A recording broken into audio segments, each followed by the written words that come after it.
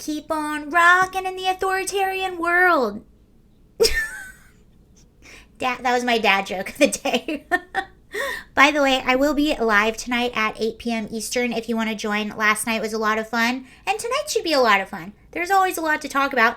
Anyway, I made a short last night about this story, and there's a bit of an update. So for those that haven't heard of what's going on, rock and roller Neilyoung did one of the most rock and roll things I think I have ever seen. By the way, I believe he's like 73 or 74 years old, and this just, in my opinion, is not looking too good on his legacy. I think it's a bit of a tarnish. Streaming service Spotify hosts Joe Rogan, and as you know, Joe Rogan's been unintentionally in the middle of a lot of controversy for having people on his podcast and having conversations and asking questions about certain medicines and certain viruses, and people don't like that. And a lot of people have called to have him canceled, and Neilyoung is one of those people. So Neilyoung wrote a public letter to his management team requesting that they give Spotify an ultimatum. And that ultimatum is you either remove Joe Rogan or you remove my music, and that is it. You can either have me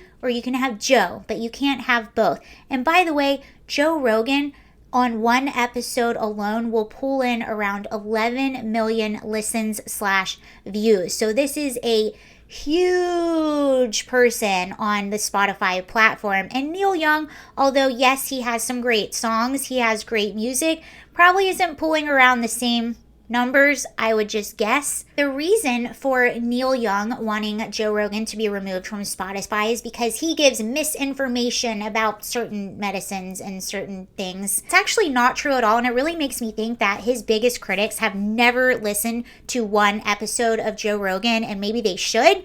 Maybe they would calm down a little bit. Honestly, I thought it wasn't going to go very far, because as fast as Neilyoung posted this public letter, he also deleted it. And then it was come to know that Neilyoung actually doesn't even own half of his music. He sold it last year to an investment fund for $150 million. But Spotify has responded, and per request from Neilyoung, they will be removing Neilyoung's music from their streaming platform. And here's another thing, and this actually came out from the Daily Beast. I had no idea when I was originally talking about this, but they're calling out Neilyoung for being a big ol' hypocrite.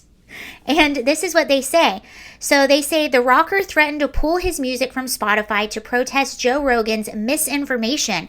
I hope Neilyoung will remember that he helped create this problem. So he had an album that was put out in 2015 called The Monsanto Years, and it's wall-to-wall songs from an anti-biotechnology point of view. They go on to say, Young's anti-GMO rhetoric helped fuel a narrative that made it easy to spread fear and distrust about certain things, most of which used novel biotechnology methods and some of which used genetic engineering. Collective amnesia has set in amongst progressives regarding the far left's past pandering to the anti-biotechnology movement. Reactionary Ludism, especially around biotechnology, was both politically correct and convenient for progressive celebrity activists, but that was in the before times. Interesting, isn't it? Goes on to say, activists insisted it was vital information for consumers to make informed choices despite the wide scientific agreement that they're safe for consumption. I mean, the guy's a hack, and are we surprised? No, we're not. But on a serious note, to me, it's kind of sad because, again, he's in his 70s, he's had this long, successful career, and I really do think this put a dent in his legacy. How embarrassing to be such an accomplished musician, and this streaming service is like, nope, we're going with the podcaster, not you. I'll say it again, I always thought entertainers, especially rock and rollers, were supposed to say, damn the man, and now they have become the man. They have become pro-establishment. So tired of you're spreading misinformation, you're causing hesitancy, we need to censor you. No, you're causing hesitancy.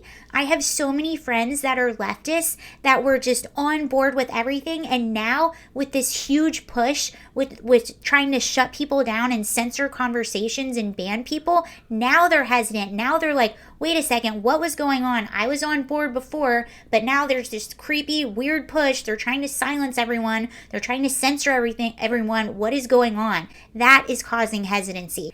Anyway, short and sweet. Had to update you on that. It was just too good.